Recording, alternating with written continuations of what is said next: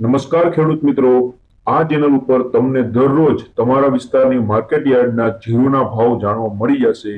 દરરોજ વિડીયો મળતો રહે એટલા માટે ચેનલને સબસ્ક્રાઇબ કરી લ્યો। હવે આપણે જોઈ લઈએ જીરુના ભાવ।